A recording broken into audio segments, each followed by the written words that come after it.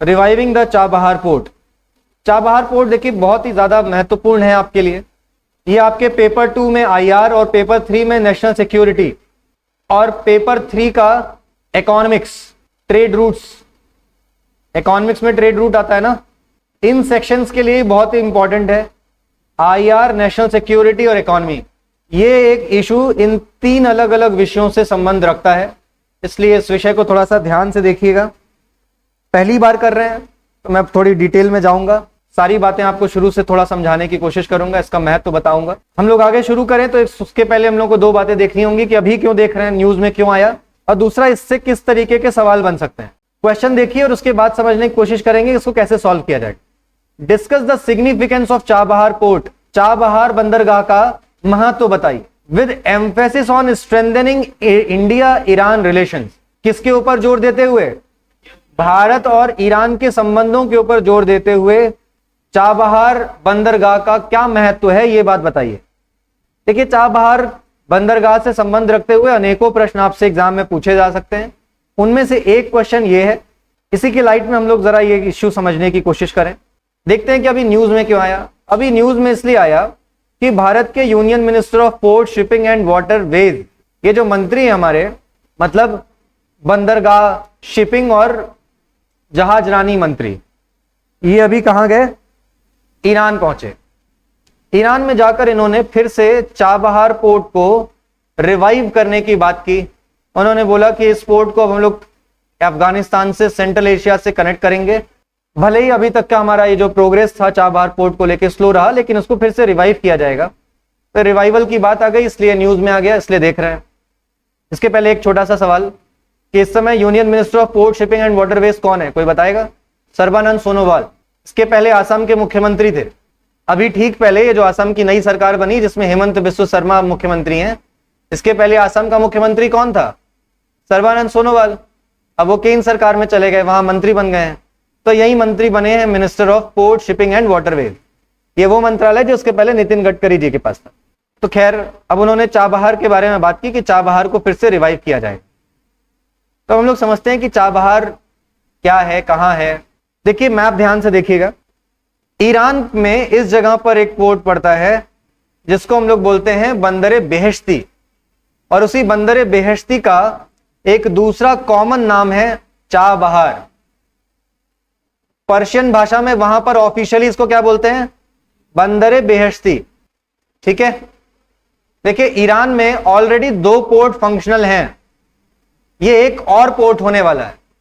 पहले से जो फंक्शनल पोर्ट हैं वो कौन से हैं? Bandare Abbas and Bandare Anzali. अब ये तीसरा होगा बंदरे बेहेश्ती। ठीक है, Bandare Abbas and Bandare Anzali. Chabahar port यहां पर पोटेंशियल है, अभी डेवलप नहीं हुआ था, पोटेंशियल था। 2003 में, ध्यान दीजिएगा, 2003 में भारत की तत्कालीन अटल बिहारी वाजपेयी गवर्नमेंट, उनको यह बात नजर आई कि यहां पर पोटेंशियल है कि पोर्ट का डेवलपमेंट किया जा सकता है, लेकिन ईरान इसको डेवलप नहीं कर रहा है। क्यों नहीं डेवलप कर रहा है? क्योंकि ईरान की क्या है, इकोनॉमिक प्रॉस्पेरिटी इतनी नहीं है कि वो मल्टीपल पोर्ट्स डेवलप करके रखे। लेकिन भारत ने यह बात प्रपोज की कि हम पहला अपना ओवरसीज पोर्ट डेवलप करेंगे। ईरान के साथ में हम लोगों ने एक डिस्कशन किया और यह बात कही कि हम लोग चाबहार पोर्ट डेवलप करना चाहते हैं। अब एक बात समझिए, भारत में बहुत बड़ी तटरेखा है। कोई दूसरे देश का प्रधानमंत्री हमारे देश में आए और वो बोले कि भारत, आपके पास में उतना पैसा नहीं है, हम आपके यहाँ का ये पोर्ट डेवलप करना चाहते हैं। आप पूछेंगे नहीं कि क्या पर्पस है भाई, अपने देश में रहो ना, हमारे देश का पोर्ट क्यों डेवलप करना? और अगर करना बहुत अच्छी बात है, उसका इस्तेमाल हम भी करेंगे, लेकिन आप अपनी कृपा क्यों बरसा रहे हैं? उसके बदले में आपको क्या चाहिए? अगर आप इन्वेस्टमेंट कर रहे हैं, पैसा खर्च करेंगे, तो जरूर आपको भी कुछ चाहिए होगा। तो भारत अगर डेवलप करेगा तो भारत को कुछ चाहिए होगा, और प्लस ईरान को क्या मिलेगा? ये 2 बातें आती हैं इसमें। तो भारत ने अपना ऑब्जेक्टिव बताया कि हमको कुछ ऑब्जेक्टिव्स हैं जो हम इससे फुलफिल कर सकते हैं और आपको भी फायदा होगा। ईरान का पहले बेनिफिट देखते हैं, फिर हम लोग अपना बेनिफिट देखेंगे। ईरान का बेनिफिट क्या होगा? ईरान के पास में पैसे नहीं है, एक पोर्ट है, एक पोर्ट होने के बंदर अब्बास, बंदर अंजाली उनका यहां पर है, कैस्पियन सी पोर्ट पे। बंदर अब्बास उनका पर्शियन गल्फ में एकमात्र पोर्ट है, उस पर ट्रैफिक बहुत ज्यादा है, वो हैंडल नहीं कर पाते। क्या यहां पर ईरान के पास में क्या ट्रेड का वॉल्यूम ज्यादा है? ऑयल एक्सपोर्ट करता है तो हैंडल तो करना पड़ता है। अगर एक पोर्ट और होगा तो वो क्या होगा, ज्यादा ऑयल एक्सपोर्ट कर पाएगा। ईरान को बेनिफिट नजर आएगा कि नहीं? अभी अगर उनको ये बात नजर आ रही है कि हो सकता है कि हम अगर 100 वेसल्स एक बार हैंडल कर सकते हैं, 2 पोर्ट हो जाएगा तो हम लोग 150 वेसल्स हैंडल कर पाएंगे, ज्यादा ऑयल एक्सपोर्ट कर पाएंगे। उनके ऑयल एक्सपोर्ट का वॉल्यूम बढ़ेगा तो उनको प्रॉफिट होगा कि नहीं होगा? ईरान को ये बेनिफिट नजर आएगा। दूसरी चीज, ये पोर्ट बिना पैसे के डेवलप हो जाएगा। ईरान का कम पैसा लगेगा, मेजॉरिटी पैसा तो इंडिया इन्वेस्ट कर रहा है, तो पैसा बट गया ना, कम पैसे में उनका पोर्ट डेवलप हो गया। तो एक तो ये बेनिफिट है, इंफ्रास्ट्रक्चर डेवलप हो गया, प्लस यहां पर डेवलपमेंट होगा तो क्या अगल बगल की जो फैक्ट्रीज डेवलप होंगी, फैसिलिटीज डेवलप होंगी, उससे एम्प्लॉयमेंट जनरेशन होगा, इकोनॉमिक एक्टिविटी बढ़ेगी। ये तो सब ईरान के लोगों की होगी। एम्प्लॉयमेंट किसको मिलेगा? मेजॉरिटी तो ईरान के लोगों को मिलेगा, तो बेनिफिट होगा कि नहीं? अच्छा, इंडिया में फॉरेन कंपनी इन्वेस्टमेंट करती है, एफडीआई जिसको हम लोग बोलते हैं, तो हम खुश होते हैं कि दुखी हो जाते हैं? खुश होते हैं, हम चाहते हैं एफडीआई आए। तो ईरान के लिए तो एक तरह से एफडीआई है, तो वो तो चाहेगा आ जाए, तो ये ईरान का बेनिफिट हो गया। प्लस इंडिया एक फ्रेंडली नेशन है, तो उससे उनको बेनिफिट होगा। एक और बात उनको समझ में आएगी, वो इंडिया के साथ में ऐसा डील कर सकते थे और किया भी था कि आप एक काम करिए, करेंगे, एक और काम करना पड़ेगा कि आप ज्यादा हमसे परचेस करिए ऑयल। आपको जिस जिस देश से ऑयल परचेस करते हैं वहां से कम करके ईरान से ज्यादा परचेस करिए, तो उनका एक और बेनिफिट हो गया। इंडिया का भी एक लॉन्ग टर्म डील हो जाएगी कि ठीक है, लंबे समय तक हम आपसे ऑयल लेते रहेंगे, एक रेट फिक्स कर सकते हैं, तो दोनों का म्यूचुअल बेनिफिट हो जाएगा इस चीज में। लेकिन चाबहार स्पेसिफिक इंडिया का क्या बेनिफिट है वो देखिएगा। उस समय हम लोगों ने 3 ऑब्जेक्टिव रखे थे। शुरू जब हम लोग कर रहे थे तो उस समय हमारा 3 ऑब्जेक्टिव था, 3 गोल्स। और वो 3 गोल्स क्या थे, ध्यान से समझने की कोशिश करिएगा। To construct India's first offshore port and to demonstrate India's infrastructure progress. पहली चीज तो ये होगी कि इंडिया दुनिया भर में अपनी टेक्नोलॉजी का लोहा मनवा सकता है। दुनिया में भारत पहली बार निकल के बाहर जा रहा था। इसके पहले अभी तक बाहर हम लोगों ने कोई बड़ा इंफ्रास्ट्रक्चर प्रोजेक्ट नहीं लिया था। तो अगर हम लोग अपना ही एक पोर्ट डेवलप करते तो दुनिया को ये बात दिखा सकते थे कि देखो हम पोर्ट डेवलप कर सकते हैं। और ऐसे क्या होता कि हम लोगों को बाहर कॉन्ट्रैक्ट मिलने लगते, काम मिलता, कुछ दूसरी जगहों पर भी इंडिया की कंपनीज जाती, इंडिया की सॉफ्ट पावर बढ़ती, प्लस जो रेमिटांसेस आते वो अलग आते। एक बेनिफिट ये हो गया। दूसरा, इंडिया को अगर सेंट्रल एशिया, ध्यान से हम लोग मैप पे फिर से चलते हैं, मैप देखिए, इंडिया को अगर सेंट्रल एशिया जाना है, ध्यान दीजिएगा, या अफगानिस्तान से ट्रेड करना है या ईरान से ट्रेड करना है, तो बीच में कौन बैठा है? हमारा सबसे बड़ा मित्र देश पाकिस्तान। जाने ही नहीं देगा, रास्ते रोक देता है ना, कई बार अलाउ नहीं करता है। मतलब हमारे संबंध कभी ठीक रहेंगे, कभी नहीं ठीक रहेंगे, रिस्क है। मान लीजिए हमको ट्रेड क्या कभी रिस्क पे हो सकता है क्या? श्योरिटी चाहिए ना, कि अगर सेंट्रल एशिया से कोई ऑर्डर आया इंडियन कंपनीज को, इंडियन कंपनीज अपना ऑर्डर सप्लाई करना चाहती हैं और पाकिस्तान ने बोल दिया आज हमारा मूड नहीं, यहां सामान नहीं जाने देंगे, हर्ट हो गया हमको कुछ, और अगर सामान नहीं जाने दिया तो क्या बिजनेस ऐसे फ्लरिश कर पाएगा? नहीं। सेंट्रल एशिया के देश क्या बोलेंगे? रहने दो, आपका तो हमेशा दुश्मनी चलती रहती है, पहले आप लोग अपना जो डिस्प्यूट है उसको सॉल्व कर लीजिए, तब तक हम सामान चाइना से ले लेंगे। बोलेंगे कि नहीं बोलेंगे सेंट्रल एशिया के देश? तो हम लोग ये चीज नहीं कर सकते। हमको central Asia, east west Asia, Afghanistan तक पहुंचने के लिए पाकिस्तान को बाईपास करके एक रूट चाहिए। ऐसा रूट चाहिए जिसमें पाकिस्तान की इन्वॉल्वमेंट ना हो। समझ में आ रहा है? तो ये एक दूसरा डायमेंशन हो गया कि हमको ये क्यों चाहिए था, चाबहार। और तीसरा हो गया to find an alternate land route to Afghanistan. Central Asia तक तो जो पहुंचना है वो तो था ही।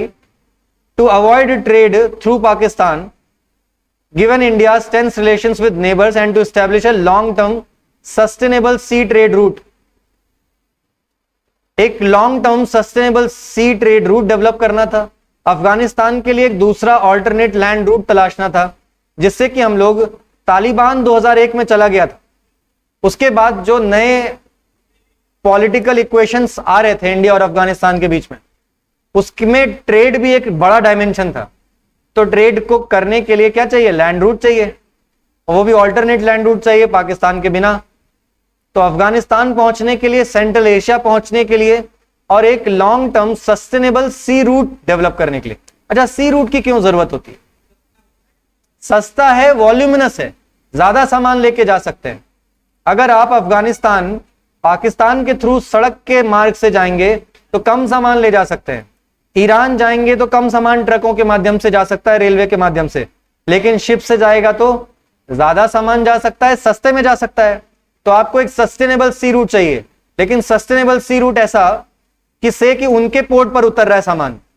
ईरान का पोर्ट है, ईरान ऑपरेट करता है, ईरान मना कर दे, नहीं नहीं अभी शिप के लिए जगह नहीं है, 2 दिन बाद भेजिएगा, हमारा पोर्ट भरा हुआ है। ये करना पड़ेगा ना। और अगर एक ऐसा कोई पोर्ट है जो कि इंडिया ने बनाया है, इंडिया ही ऑपरेट करता है, उन्होंने ऑपरेट करने की परमिशन ले रखी है अगले 100 साल के लिए ईरान से, तो 100 साल तक तो कोई दिक्कत नहीं है। हमको सेंट्रल एशिया से कितना भी अगर ट्रेड करना हो, किसी से परमिशन लेने की जरूरत नहीं है, हम लोग लगातार सामान उतार सकते हैं, अफगानिस्तान भेज सकते हैं, ये सब कर सकते हैं। इसलिए हमको सस्टेनेबल सी रूट की जरूरत थी, जिसके लिए चाबहार बनाना एक अच्छा ऑप्शन था। ये बात समझ में आई कि नहीं आई? ये कब तक था? ये 3 ऑब्जेक्टिव्स कब तक थे? जब तक कि राइज ऑफ चाइना नहीं हुआ था। ये 2003 की बात है। 2003 तक ड्रैगन जागा नहीं था। ड्रैगन जागा कब है? फन कब उठाया है? 2010 के बाद से। 2010 के बाद से ड्रैगन ने अपना फन उठाया, और उसके बाद से दुनिया को अपनी ताकत का एहसास कराया, और एक चीज तैयार की जिसका नाम है BRI, belt and road initiative. और बेल्ट एंड रोड इनिशिएटिव तो आया, बेल्ट एंड रोड इनिशिएटिव का एक हिस्सा आया, सीपेक ही नहीं, उसको बोलेंगे हम लोग स्ट्रिंग ऑफ पर्ल्स।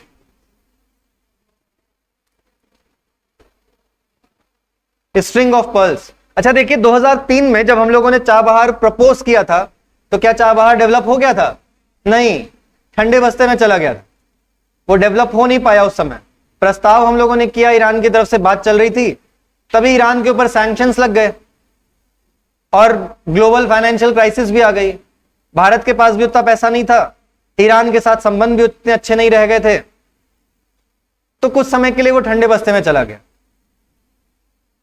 2014 में सरकार बदली, तब तक इकॉनमी हमारी थोड़ी ठीक भी हो चुकी थी। 2015 में हम लोगों ने फिर से कोशिश करनी शुरू की। क्यों शुरू की करनी? क्योंकि इस बीच ये जो 10 साल तक चीजें आगे नहीं बढ़ पाई थी, इस दौरान एक बड़ा चीज हो गया, और वो है string of pearls. String of pearls क्या चीज है? जो लोग नहीं जानते उनके लिए बता दूं। देखिए, राइज ऑफ चाइना जब से हुआ है, चाइना क्या कोशिश कर रहा है? चाइना क्या कोशिश कर रहा है? चाइना ये कोशिश कर रहा है कि अपना इन्फ्लुएंस पूरी दुनिया भर में फैलाएं। Mother of all alliances belt and road initiative sign किया जाए, ज्यादातर देशों को उसमें लेकर आए, और 21st century silk route develop किया जाए, मैरीटाइम सिल्क रूट डेवलप किया जाए, और एक परमानेंट सस्टेनेबल ट्रेड रूट बन जाए। ये वो चाहते था। लेकिन उस दौरान उनको ग्वादार चाहिए था। ग्वादार बनाया उन्होंने, इधर सितवे में आए, इधर यहां पर म्यांमार की तरफ आ रहे हैं, चिटगांव आ रहे हैं, इधर यहां पर ये श्रीलंका में हम्बनटोटा में पहुंच रहे हैं, मालदीव में पहुंच रहे हैं। तो ये जो कुछ भी कर रहे थे इस ट्रेड रूट को तैयार करने में, मैरीटाइम सिल्क रूट और सिल्क रूट बनाने में, इस दौरान कई जगहों पे उनकी जो पोजीशन थी, पोजीशनिंग थी, वैसी थी जिसको देखकर ये लगा कि क्या ये हमको घेर रहे हैं, क्या ये एनसर्कलमेंट ऑफ इंडिया हो रहा है क्या? ग्वादार में आ गए हैं, इधर मालदीव में आने की कोशिश कर रहे हैं, माले पोर्ट डेवलप कर रहे हैं, इधर कोलंबो पोर्ट डेवलप कर रहे हैं, हम्बनटोटा में पहुंच गए, इधर ये म्यांमार की तरफ से कोकोज आइलैंड मिल रहा है इनको, यहां पर ये सितवे में पहुंच रहे हैं, चिटगांव में पहुंच रहे हैं। तो आप देखेंगे तो क्या नजर आ रहा है? Encirclement of India. और यहां पर एक लैंड रूट डेवलप हुआ, सीपेक, चाइना के सिंकियांग प्रोविंस से लेके बलूचिस्तान के ग्वादार तक। तो इधर लैंड रूट्स हैं और ऊपर तो चाइना है ही सही। तो हमको क्या नजर आ रहा है कि एनसर्कलमेंट ऑफ इंडिया हो रहा है ये तो बाई चाइना, इसी को बोला गया स्ट्रिंग ऑफ पर्ल्स। अब स्ट्रिंग ऑफ पर्ल्स को काउंटर करने के लिए हमारे पास में हम लोगों को याद आया फिर से क्या, दो चीजें याद आई। जब स्ट्रिंग ऑफ पर्ल्स डेवलप होना शुरू हो गया तो हम लोगों को दो चीजें याद आई। पहली चीज तो याद आई क्या, गुजराल डॉक्ट्रिन। गुजराल डॉक्ट्रिन कि हमारे एक प्रधानमंत्री हुआ करते थे इंद्र कुमार गुजराल, वो एक बात बोलते थे, नेबरहुड फर्स्ट, उसी को बोलते हैं गुजराल डॉक्ट्रिन। वो बोलते हैं कि दुनिया के साथ कैसे भी संबंध रखो लेकिन पड़ोसियों के साथ हमेशा अच्छे संबंध रखो, पड़ोसी सबसे पहले होने चाहिए। एक इस पॉलिसी को अंदर से निकाला गया और एक दूसरी चीज धूल झाड़ रही थी, उस फाइल को निकाला गया, चाबहार। चाबहार किया जाए। चाबहार किसका हिस्सा था, man to man marking. Chak De India movie देखी है, बताया मैंने आप लोगों को शायद पहले कभी। चक दे इंडिया मूवी में देखिएगा, फुटबॉल में और हॉकी में ऐसी स्ट्रैटेजी होती है कि हर एक प्लेयर के पीछे अपना एक प्लेयर लगा दो, मैन टू मैन मार्किंग करना, कि वो कोई मूव ना कर पाए, उनकी जितनी स्ट्रैटेजी हो वो फेल हो जाए। तो स्ट्रिंग ऑफ पर्ल्स को काउंटर करने का एक तरीका ये था कि हम लोग पहली बात तो मैन टू मैन मार्किंग करें, जहां जहां ये है उसके अगल बगल हम पहुंच जाएं। तो ग्वादार हमारे लिए एक बड़ी मुसीबत हो सकता था। चाबहार ऐसी जगह पर है जो कि यहां से ज्यादा दूर नहीं है। देखिए 72 किलोमीटर ये चाबहार और ग्वादार के बीच में डिस्टेंस है, सिर्फ इतना नजदीक है। तो अगर हम चाबहार पे पहुंच गए, ग्वादार में हमको शक क्या था, शक हमको यह है कि ग्वादार इनके सिर्फ ट्रेड पर्पसेस के लिए नहीं है, चाइना की मिलिट्री शिप्स भी आकर यहां पर डिप्लॉय होंगी, उनकी स्पाई शिप्स आएंगी, उनकी सबमरीन्स आएंगी। तो अगर हम चाबहार में पहुंच जाएंगे तो कल को हम भी क्या कर सकते हैं, अपनी मिलिट्री शिप डिप्लॉय कर सकते हैं, स्पाइंग शिप डिप्लॉय कर सकते हैं, नहीं कुछ करेंगे कम से कम नजर तो बनाए रख सकते हैं। तो ये करना था। और इसके बाद एक बड़ी स्ट्रैटेजी पे हम लोगों ने काम किया, क्या, नेकलेस ऑफ डायमंड्स। उसके बारे में हम लोग कभी बाद में देखेंगे, लेकिन नेकलेस ऑफ डायमंड्स का हिस्सा कौन है, चाबहार भी है। चाबहार है, यहां पर पड़ता है दुक्म पोर्ट, ओमान का है ना, दुक में है। फिर एक एगिलीज आइलैंड है मॉरिशस का, एजम्पशन आइलैंड है सेशल्स का, सबांग पोर्ट है इंडोनेशिया का, सितवे में भी हम पहुंच गए हैं Kaladan river multi modal project के थ्रू, चिटगांव में भी हम पहुंच गए हैं। तो हम काउंटर कर रहे हैं हर जगह, ठीक। फिर वो श्रीलंका में हम्बन टोटा में आए तो हम भी त्रिंकोमाली में पहुंच गए हैं, ठीक है। मालदीव से उनको भगा दिया हम लोगों ने। तो काउंटर हम लोग भी करने की लगातार कोशिश कर रहे हैं, ये सब कुछ चल रहा है। लेकिन आप ये बात देख रहे हैं कि वो जो 3 डायमेंशंस थे चाबहार बनाने के, उसमें एक एंगल और जुड़ा कि नहीं जुड़ा, क्या जुड़ गया अब, to counterbalance China's presence in Gwadar. समझ में आ रहा है, ये एक नया डायमेंशन जुड़ा और अब चाबहार और ज्यादा इंपॉर्टेंट हो गया हमारे लिए, इसलिए चाबहार डेवलप कर रहे थे। समझ में आ गई बात, ठीक। अगर इतना समझ में आ गया तो आधा से ज्यादा इश्यू हो चुका है। अब देखिए बात क्या है, आपको पहुंचना है अफगानिस्तान, आपको पाकिस्तान को बाईपास करके अफगानिस्तान पहुंचना है। अच्छा, अफगानिस्तान इंडिया को पहुंचने की इतनी वो क्यों है, इच्छा क्यों है, इतनी अर्ज क्यों है, वो क्यों किया, अर्ज क्यों है इंडिया को। इंडिया, देखिए मैं अफगानिस्तान इश्यू शायद कभी डिस्कस कर चुका हूं, अनुसंधान जब से शुरू हुआ तब से नहीं किया, उसके पहले किया था, ठीक है, कभी ले लेंगे, कुछ न्यूज में आने दीजिए, अफगानिस्तान इशू ले लूंगा। लेकिन थोड़ा सा समझते हैं। दो हम लोगों ने क्या बोला कि चाबहार बनाने के पीछे हमारी 2 जगहों पर एंट्री है, इनफैक्ट अब 3 हो गई। एक हो गया INSTC, जो कुछ दिन पहले मैं डिस्कस कर चुका हूं, फिर से अभी थोड़ी देर में देख लेंगे। दूसरा था अफगानिस्तान में पहुंचना, और तीसरा है सेंट्रल एशिया में पहुंचना। क्यों पहुंचना इन सब जगहों पर, ये देखते हैं। INSTC में पहुंचना क्यों जरूरी है, ताकि हम लोग जो सुएज कैनाल वाला अभी ट्रेडिशनल रूट है उसको हम लोग छोटा कर सके, उसकी जगह पर एक छोटा ट्रेड रूट डेवलप हो सके, सस्टेनेबल ट्रेड रूट हो, ऐसा ट्रेड रूट हो जिसको हम लोग ज्यादा कंट्रोल करते हो, और उससे हम लोग डायरेक्टली कहां पहुंच सकें, रशिया पहुंच सकें, प्लस वेस्टर्न यूरोप पहुंच सकें, छोटे रास्ते से। इसलिए INSTC डेवलप करना जरूरी था। और INSTC का एक इंपॉर्टेंट हिस्सा कौन है, चाबहार। क्या बिना चाबहार के INSTC पॉसिबल है, नहीं, उसका इंटीग्रल हिस्सा है। एक तो ये हो गया। जिनको INSTC नहीं पता, पिछला वीडियो देख लीजिएगा, किसी में कराया है मैंने। शीट्स पुरानी देख लीजिएगा, किसी ना किसी शीट में होगा, वो शीट नंबर से वीडियो में पहुंचिएगा और उसमें जाके देख लीजिएगा। अगला देखिएगा अफगानिस्तान और सेंट्रल एशिया। हमको सेंट्रल एशिया में पहुंचना है, क्यों पहुंचना है? सेंट्रल एशिया के लोग ऐसे हैं जो कि मार्केट की तरह से काम कर सकते हैं। सेंट्रल एशिया से हमको दो चीजें मिलती हैं। क्या? पहला मिलता है मार्केट एक्सेस। इन लोगों के यहां की मैन्युफैक्चरिंग कैपेबिलिटी बहुत ज्यादा नहीं है, उतने ज्यादा डेवलप्ड कंट्रीज नहीं है ना, तो इनको हमेशा सामान के लिए, अपनी रोजमर्रा की जिंदगी की आपूर्ति के लिए चाइना पे निर्भर रहना पड़ता है। हम उसके लिए क्या कर सकते हैं? एक ऑल्टरनेट प्रोवाइड कर सकते हैं कि चाइना नहीं, इंडिया भी अपना सामान प्रोवाइड कर सकता है और सस्ते में प्रोवाइड कर सकता है, तो हमारे लिए वो मार्केट का काम करेगा। हम लोग मेक इन इंडिया कर रहे हैं ना। मेक इन इंडिया किस लिए आया? पीएलआई स्कीम किस लिए आई? मैं कई बार बता चुका हूं आप लोगों को, मैन्युफैक्चरिंग डेवलप करने के लिए। मैन्युफैक्चरिंग डेवलप करना क्यों जरूरी है? इंडिया की स्क्यूड इकोनॉमी को अनस्क्यूड बनाने के लिए। और यह करना क्यों जरूरी है? ताकि इंडिया में ग्रोथ आए, एम्प्लॉयमेंट आए, प्लस ये जो अभी skewed structure of Indian economy देखते हैं कि पर कैपिटा इनकम बहुत ज्यादा डिस्पैरिटी है, वो दूर करने के लिए। एग्रीकल्चरल इनकम बहुत कम है, उसको सही करने के लिए क्या करना है? एग्रीकल्चर से निकाल के लोगों को कहां भेजना है? मैन्युफैक्चरिंग में। लेकिन मैन्युफैक्चरिंग डेवलप करेंगे तो इतना सामान बनेगा, बेचेंगे किसको? मार्केट चाहिए। तो आपको नए नए मार्केट्स की तलाश है, उसमें से एक मार्केट का काम कर सकता है सेंट्रल एशिया। पहली चीज ये। दूसरी चीज, पेट्रोलियम इकोनॉमी का युग जा रहा है और फ्यूचरिस्टिक एनर्जी का सोर्स कौन है? हाइड्रोजन।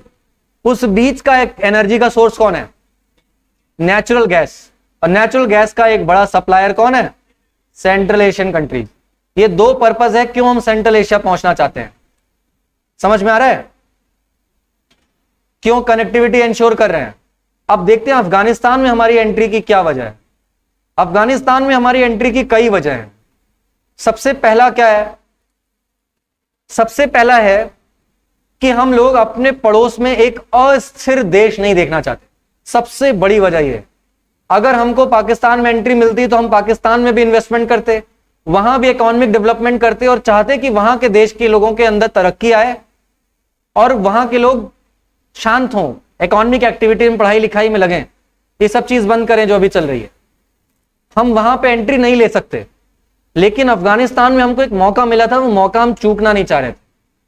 हम चाहते थे कि उस अनस्टेबल देश को कैसा करें? स्टेबलाइज करें। और स्टेबल कब होगा? जब डेवलपमेंट होगी। तो इकोनॉमिक डेवलपमेंट हम उनका करना चाहते हैं अपने पर्पस के लिए। क्यों? क्योंकि हम अपने पड़ोस में एक अस्थिर देश नहीं देखना चाहते। समझ में आ रहा है? समझ में आ रहा है ना? एक अनस्टेबल नेबरहुड नहीं चाहता भारत। पहली चीज तो ये है। दूसरा क्या बेनिफिट है? दूसरा बेनिफिट ये है, काउंटरिंग पाकिस्तान। अगर हमारी अफगानिस्तान में अच्छी पहुंच हो गई, पैठ बन गई, अफगानिस्तान को हम लोग आसानी से काउंटर कर सकते हैं। कैसे कर सकते हैं? दुश्मन का दुश्मन दोस्त। क्या अफगानिस्तान और पाकिस्तान की दोस्ती है कि दुश्मनी है? दोनों है, दोनों है। कुछ जगहों पर आपको नजर आता है कि उनके रिलेशनशिप अच्छे हैं, कहीं पर आपको कुछ प्रॉब्लम नजर आती है। बस आपको दिख गया प्रॉब्लम है, आप उसको खाई को बड़ा करना चाहते हैं। आप चाहते हैं कि कैसे भी करके उसको लेवरेज कर लिया जाए, उसका इस्तेमाल कर लिया जाए, ठीक, उसका बेनिफिट लेना चाहते हैं। तो आप अफगानिस्तान का इस्तेमाल कर, कल को अगर आपने गुडविल स्थापित कर दी अपनी अफगानिस्तान में, तो आप अफगानिस्तान का इस्तेमाल कर सकते हैं इन काउंटरिंग पाकिस्तान। समझ में आ रहा है? एक तो ये चीज हो गई। दूसरी चीज, हमारे हिस्टोरिकल टाइज रहे हैं। क्या इंडिया और अफगानिस्तान का हिस्टोरिकल टाइज नहीं है? महाभारत के समय से है। कौरवों की मां कहां की थी? गांधार की थी। गांधार अफगानिस्तान में। वेदों में, ऋग्वेद में सबसे ज्यादा जिक्र किस जगह का आता है? पाकिस्तान और अफगानिस्तान का ही। ठीक है, तो उनका जिक्र तो है, बहुत पुराने समय से है। उसके बाद भी हमारा कई समय तक उनका, अशोक का एम्पायर क्या वहां तक था कि नहीं था? था। क्या बुद्धिज्म वहां तक था या नहीं था? था। तो बहुत लंबे समय तक हमारे हिस्टोरिकल टाइज रहे, अच्छे टाइज रहे। ठीक है, उसको हम लोग इस्तेमाल कर सकते हैं। और फाइनली मिनरल रिसोर्सेज हैं। इतने अच्छे संबंध डेवलप हो जाएंगे तो मिनरल रिसोर्सेज कुछ लेकर आ सकते हैं हम लोग। समझ में आ रहा है? अभी हाल फिलहाल जो एक मिनरल की जरूरत है, लिथियम, लिथियम आयन बैटरी की बहुत जरूरत पड़ती है ना, तो लिथियम का भंडार वहां पर है। ऐसे तो बहुत दूर है, जनरली लिथियम हम कहां से लेकर आ रहे हैं?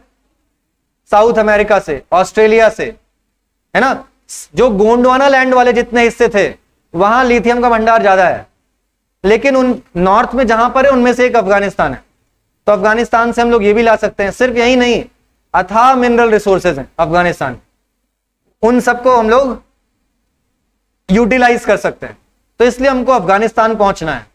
सेंट्रल एशिया क्यों पहुंचना है देख लिया। आईएनएसटीसी को क्यों जरूरत है? INSTC is international north south transportation corridor, ठीक है।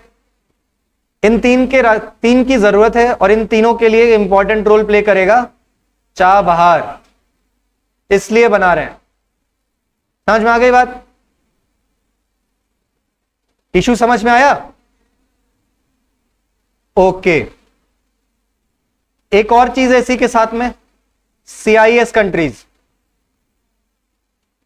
Commonwealth of independent state, Commonwealth of independent states country, इनके साथ में भी हम लोगों को अगर रिलेशनशिप, कौन है ये देश? CIS, USSR के पुराने वाले। बस इसमें एक दो देश जुड़े, कौन? मोल्डोवा, ठीक है, मोल्डोवा है, आर्मेनिया है, अजरबैजान है, तुर्कमेनिस्तान, ये जितने देश हैं ये सब तो हैं ही। तुर्कमेनिस्तान अभी ऑब्जर्वर है उसमें, ठीक। तो इन सभी के साथ में भी रिलेशनशिप अच्छे डेवलप करने हैं, तो आपको इसकी जरूरत, चाबहार की जरूरत पड़ेगी।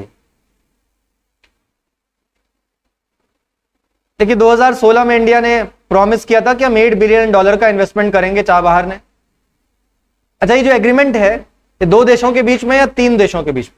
अब ये एग्रीमेंट 3 देशों के बीच में हो चुका है। तीसरा देश कौन सा इन्वॉल्व हुआ है?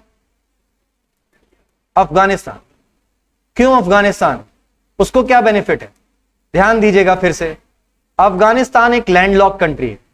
लैंडलॉक कंट्री होना आज की डेट में एक अभिशाप की तरह से। आप एक्सपोर्ट ही नहीं कर सकते, कुछ ट्रेड कर नहीं सकते, सामान मंगाना भी होता है और भेजना भी होता है, इंपोर्ट एक्सपोर्ट दोनों करना है। आपको ट्रेड करने के लिए पोर्ट की जरूरत है। अफगानिस्तान एक लैंडलॉक कंट्री है।